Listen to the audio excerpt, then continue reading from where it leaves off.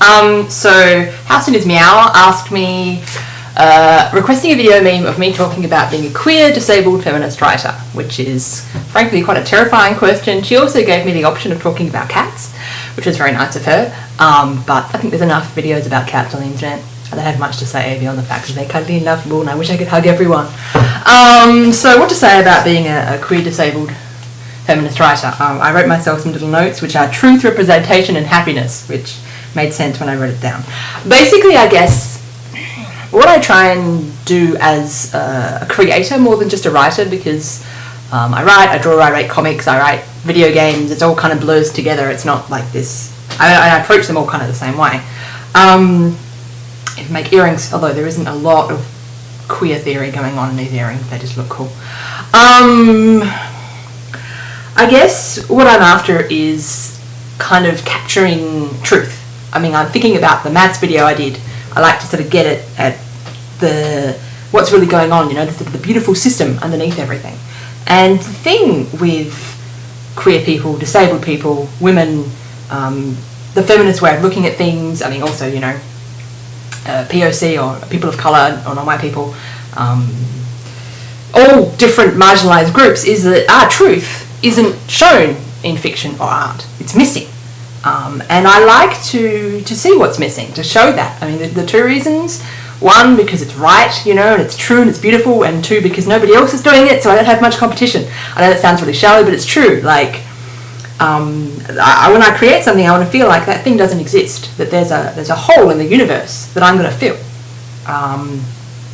And if everyone else is, you know, telling the story of teenage white straight boy comes of age, meets a girl, she's kind of hard to understand, and they have this heteronormative happy ending and he gets the girl, blah blah blah. Well, that story's been told like 50 million times, but the story of the girl getting the girl, the disabled girl figuring out who she is and who she wants to be, and maybe getting the girl, maybe not getting the girl, maybe just becoming a better person, maybe realising she's not into anything, you know, that story hasn't been told anywhere near as often. And so even if I do a crappy job, it's still adding something to the world, giving representation to people, and not just like thinking about it from the point of view of what it does to other people, but I mean, you have these holes in your soul, you know, and there's something about yourself that you just don't see in fiction, and if nobody else is going to make it,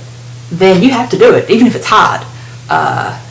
I mean, that's what I do with fan fiction. I know it sounds really silly, but one of the reasons I write femslash is like sometimes I'll watch a show or something and I'll get attached to a pairing.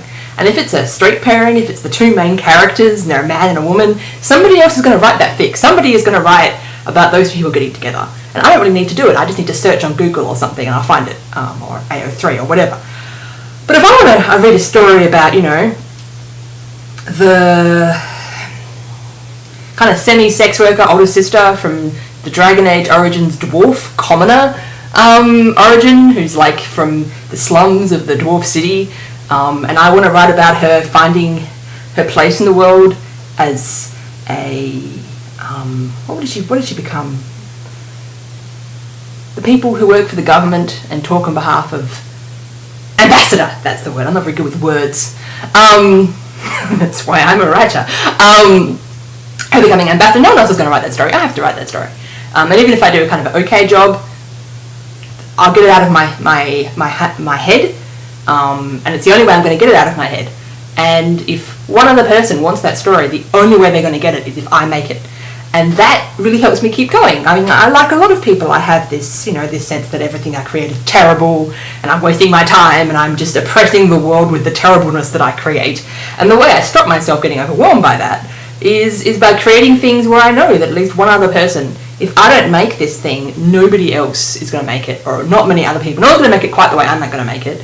And I'm going to make somebody happy. There's going to be one other person who's going to go, that's what I want.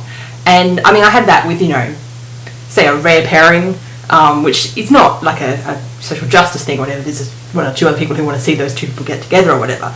But with stuff to do with gender and sexuality and all that stuff, it isn't just about wanting to see that thing. It is fighting against the oppression we face. I mean, I remember when I was a kid and I was figuring out that I was into girls, which took me 30 years, which is an experience. It's funny, actually. Howsoonismeow and I are sisters. I don't know if people know that. And she's a few years younger than me. And we were both figuring this out at the same time. And occasionally she's made posts about watching stuff as a kid and going, so girls can like other girls, huh? Which we were both figuring out. We didn't talk to each other about it at all. Because we were both kind of in our own heads, which is the way we do things in my family. Anyway. And I would occasionally just see these glimmers of what I wanted. I would see like a close friendship between two women where they valued each other more than anybody else. Because I didn't really like boys at all, like even in a platonic sense when I was a kid. And the idea of having to get married and be with a guy just seemed really horrible. And I was like, this is my doom. I'm doomed one day to get married. How terrible. And I am married. I actually really like my husband. We relate as equals and stuff, and gender roles don't have to be everything we're told they are, which is why I identify as bisexual. I'm not lesbian. But still, I still really like the idea of relationships with women as well, and just the fact that it didn't have to be, you didn't have to be a woman, where woman is this tiny, tiny role where you're defined by having kids, who your husband is, being sort of defining yourself by your man, who is manly and controlling and tells you what to do, and you go, oh, yes dear, and all that stuff. Whether or not, now you can have a relationship that's straight and doesn't fit those boxes, but I didn't realise that then. And every now and then I would see something that didn't fit those boxes, and it was like this shining little light of sunlight, in the darkness, and I was like, wow, that exists, but then it would just vanish again because it wasn't really what the authors were going for. I mean, I remember seeing the relationship between Ivanova and Talia in Babylon 5, and they're a lesbian couple, but it's really, really subtextual because it's a 90s sci-fi show, and I remember watching that and going, oh no, I'm imagining things, there's no way they can be together. And when I realised that, it didn't turn out fantastically, not to spoil the show, but there was genuinely something going on there, genuinely feelings at least. It's sort of ambiguous as to whether or not, but they're probably having sex. Anyway, when it became clear that it wasn't just in my head, that the creator meant it that way, it was just this moment for me. I was like, wow, and I think one of the reasons it took me so long to realise my sexuality is because there weren't enough things like that. And one of the things that makes me enjoy doing femslash and original lesbian stories, I mean, at the moment I'm working on an original visual novel kind of dating sim. It's very silly, but it's kind of vampires and vampire hunters and stuff, but all the characters are women and all the relationships between women. And I really like the idea of some teenage girl seeing my stuff and going, wow, that's me. And even though I've been identifying as disabled longer than I've been just identifying as queer, although I guess I've been thinking about my sexuality a lot longer because I wasn't disabled until I was in my late 20s, while I've been queer a lot longer than that. Representations of disabled people are worse, if anything. Well, I guess it's not. It's really, really hard to find decent representations of disabled people. Disabled people just being characters, not defined by the disability. It's not like this tragic story of how difficult it is to be disabled, or how difficult it is to be the family member of a disabled person, which, it is difficult, but we would like our own stories too. And so, but at the same time, there's so few representations of that I find it really hard to figure out how to represent it. Like, what does a decent... there's so few stories and things that I've looked at and gone, that's what I want to create, that's what I want to be, that it's hard to know how to do better. And so I'm kind of working on that slowly, but I'm finding it really hard. Especially because, the thing with femslash is it may be a subset of fanfic, but there is a femslash community. There are women who get together and write stories about relationships between women. But there isn't really a disability stories community. There are people, and a lot of the time, the people who write, like most of the people who write femslash are queer women, or at least a majority of them, which is nice. It's actually really nice. It's a big change from most of fandom, where queer women are a large minority, but you still have a lot of straight people. Nothing against straight people, just saying.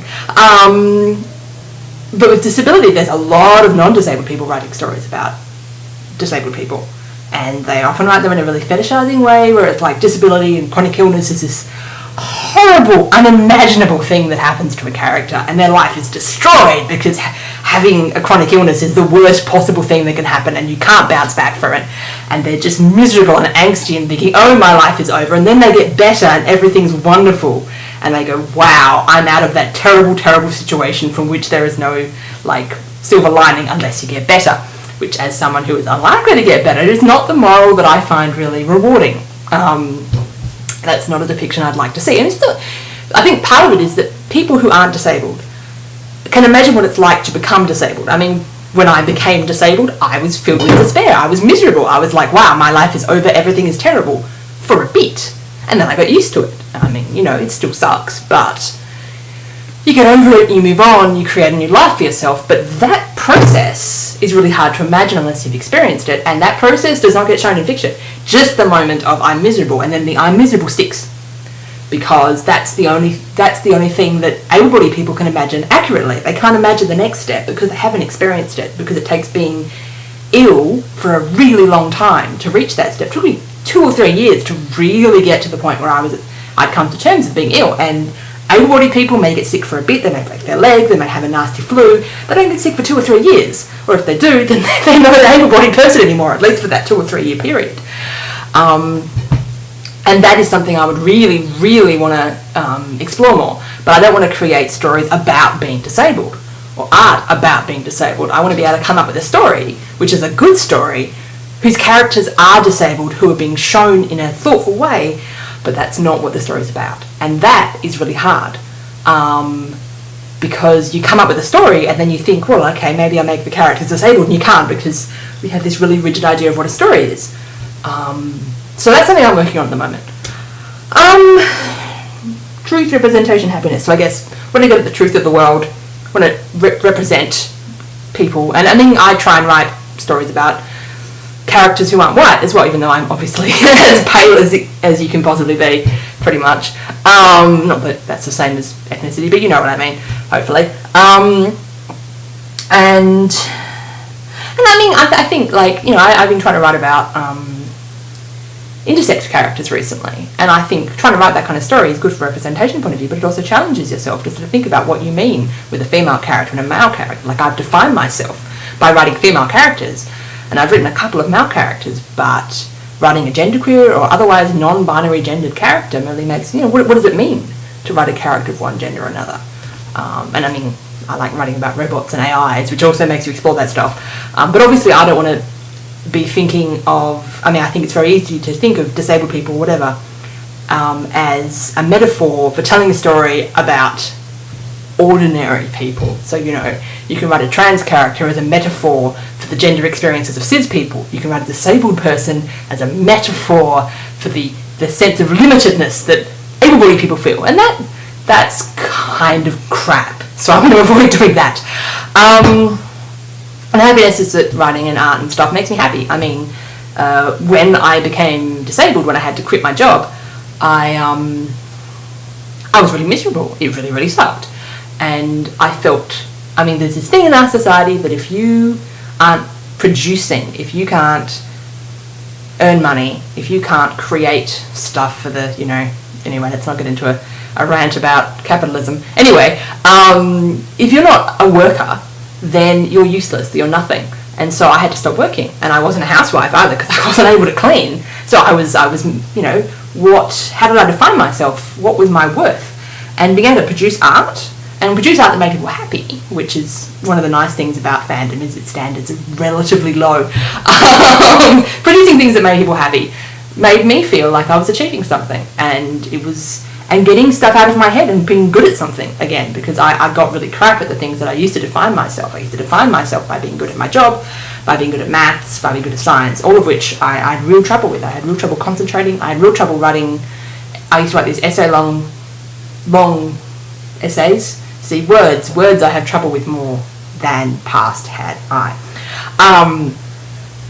And like I can write kind of essays now. Obviously I can talk at length on a subject. I say 14 minutes 32 seconds into this rant, but I'm not as good as I used to be at constructing a nice logical argument with a conclusion and stuff. And that was depressing me as well, but my art ability is the same as it ever was, and so I practiced and I got better, and that was really good for me to make me happy. So that's just, it makes me happy. And I try and do it in a way that makes other people happy, and hopefully, you know, makes the world a better place more than it makes the world a bad place. Try not to be complicit with all the crap in the world, squishing us all down into these stupid little boxes that make us all miserable. Some of us more miserable than others. Yeah, so I guess that is my approach to being a queer, disabled, feminist writer. And also, cats are great and adorable, but you already knew that, didn't you, Howsoonismeow? So you didn't need me to tell you that. Okay, I'm done.